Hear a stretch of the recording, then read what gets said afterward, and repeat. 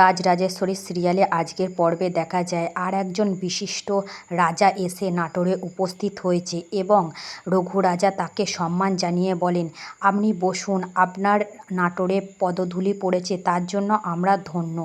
তখন কৃষ্ণ ভট্টাচার্য বলে ওঠে, হ্যাঁ, আমিও আপনাদের এই আমন্ত্রণ গ্রহণ করার জন্যই এখানে এসেছি। অন্যদিকে দেখা যায় আরও একজন রাজার সম্মানীয়ভাবে নাটোরের গৃহপ্রবেশ করানো হচ্ছেন। ইনি হলেন রাজ্যের রাজা, ইনি রাজ্য চালান। এই কথাই যুবরাজের মা যুবরানীকে বলে এনাকে চিনে রাখো, এনাই আমাদের পুরো রাজ্যটা চালায়। এনার নাম হলো জগৎ শেঠ। রঘু রাজা জগৎ শেঠকে ধন্যবাদ জানিয়ে বলে, আপনি যে নাটোরে পদধূলি দিচ্ছে তার জন্য আমি অনেক ধন্য। জগৎ শেঠ তখন বলে ওঠেন, আপনি ডেকেছেন, আমি আসতে পারবো না সেটা কখনো হয়?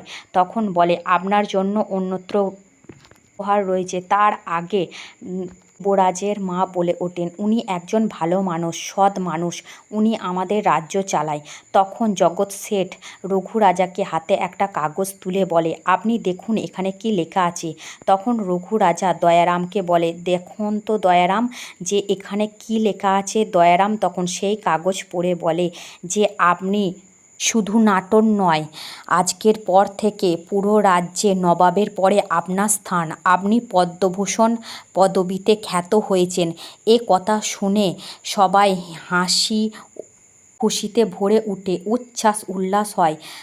যুবরাজের মা, ঠাকুমা, রাজামশাই সবাই ভাবেন এত বড় সম্মান রঘু রাজা পাবে, এটা তো আমি কোনোদিনও আশাই করিনি। অন্য দিক থেকে রঘু রাজা আচার্য পণ্ডিতের কাছে এসে বলে, দেখুন আজ আমাদের বৌমার পদধূলি পড়েছে বলে আজ আমি এত বড় সম্মানীয় ব্যক্তি হতে পেরেছি। আজ আমি জানি না আমাদের বউরানী আদৌ দেবাংশী কিনা, কিন্তু ও যে আমার জন্য কত বড় সৌভাগ্য এনেছে সেটা তো আপনি বুঝতে পারছেন। তখন আচার্য গুরু বলে ওঠেন, হ্যাঁ, অন্ধকার কেটে যাচ্ছে, কিন্তু আমি এখনও এই বৈশিষ্ট্যটা দিতে পারবো না যে উনি দেবাংশী, কারণ আমার একটু ক্রিয়াকার্য আছে। সেইটা হয়ে গেলে আমি বাকিটা আপনাদের বলতে পারবো যে সত্যি ও দেবাংশী কিনা। তখন রঘুরাজা বলে, আমি সবার সামনে বউরানীকে পরিচয় দিতে চাই, সমস্ত শ্রেষ্ঠ শ্রেষ্ঠ ব্যক্তির সামনে আজকে ওনাকে আনতে চাই। তখন দিদিভাই বলে, তুই কান্তর সাথে সবার সামনে যায়। আর যুবরাজ যুবরানীকে হাত ধরে নিয়ে এসে সবার সামনে আলাপ পরিচয় করিয়ে দেয়, কারণ এর পরবর্তীকালে রামকান্তই এই রাজ্য চালাবে। এবং বউরানী এসে জগৎ শেঠের পায়ে ধরে প্রণাম করে এবং তাকে সম্মান জানায়। এবং তখন রঘুরাজ বলে ওঠে, আমাদের বউরানী কেমন হয়েছেন জগৎ শেঠ বাবু, আপনিই বলুন। তখন জগৎ শেঠ বাবু বলে, উনি আমার কন্যা, আমি আজ থেকে তোমাকে কন্যা সম্মানে সম্মানিত করছি। তোমার কখনো কিছু প্রয়োজন হলে তুমি নির্দ্বিধায় আমার কাছে চলে যাবে, তুমি আমাকে নিজের বাবা ভাববে। তখনই ও রানী যুবরাজকে আস্তে আস্তে বলেন যে আমি কোনো ভুল করিনি তো।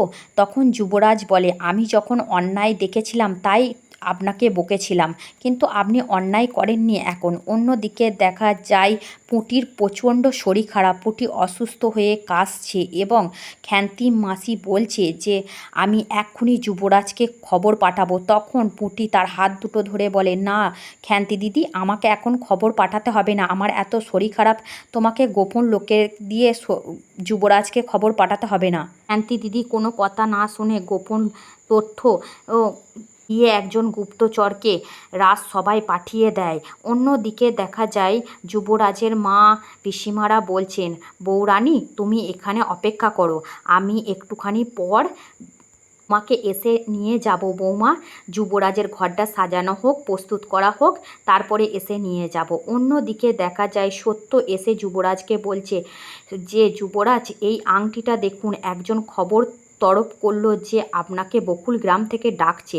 এই আংটিটা দেখার পর যুবরাজ বলে, কে আমাকে খবর দিতে এসছে, তুমি তাকে গোপনে নিয়ে আসো। সত্য তাকে গোপনে নিয়ে আসে সেই গুপ্তচরকে, আর সেই গুপ্তচর এসে সমস্ত কথা যুবরাজকে বলে যে পুঁটির খুব শরীর খারাপ ও অসুস্থ, ও আপনাকে খুঁজছে, আপনি যদি দয়া করে আজকে ওখানে যেতে পারেন তাহলে খুব ভালো হয়। তখন যুবরাজ সত্যকে বলে, এই গুপ্তচরকে তুমি সবার অলক্ষ্যে রাজবাড়ি থেকে বের করে দাও। অন্যদিকে যুবরাজ যুবরানীকে বলতে আসে, আজ একটু বিশেষ কাজের জন্য আমাকে একটু বাইরে যেতে হচ্ছে, আমি যত তাড়াতাড়ি সম্ভব এখানে এসে উপস্থিত হব। যুবরানী, তুমি কোনো রাগ পোষণ করো না, আমি রাতের মধ্যে ফিরে আসব। তখন এ কথা শুনে যুবরানীর খুব মন খারাপ হয়। আর তখনই দিদিভাই আসে। দিদিভাই বলে, কি হয়েছে বোন, তোর এত মন খারাপ কেন? সেই কথাটা শুনে যুবরানী বলে যে আজ উনি আমার ঘরে আমার সাথে ফুলশয্যা ঘরে থাকবেন না। এ কথা শুনে দিদিয়া ভাইয়ের বুক কাঁপে। অন্যদিকে দেখা যায় ছোট যুবরাজ রাগে ফুলছে এবং ছোট যুবরাজ বলছে, আমার শরীরে রাজবাড়ির রক্ত বইছে, কিন্তু একটা দত্তক পুত্রকে নিয়ে মাতামাতি আজকে কেনা ছিল, আজ রামকান্তর জয় জয়গান চলছে, আমার এটা আর সহ্য হচ্ছে না। অন্যদিকে ছোট যুবরাজের পণ্ডিত বলে ওঠে, আজ যদি ভবানী আর রামকান্তর ফুলশয্যা ঘরে বাসর ঘরটাই যদি আজকে মরা শয্যা হয় তাহলে কেমন হয় বলো তো? বেহুলা আর লক্ষিন্দরের মতন যদি হয়, একটা কাল নাগিনী সাপ ঢুকিয়ে দেওয়া যায়, সর্পঘাতে মৃত্যু হলে তো কোনোই কিছু হবে না। সেই প্রস্তুতি নেওয়া যাক ছোট যুবরাজ। তখন ছোট যুবরাজ বলে, হ্যাঁ সেই প্রস্তুতিই নেওয়া হোক, যাতে রামকান্তকে সেই বিষধর সাপ কামড়ে দেয় এবং সে মারা যায়।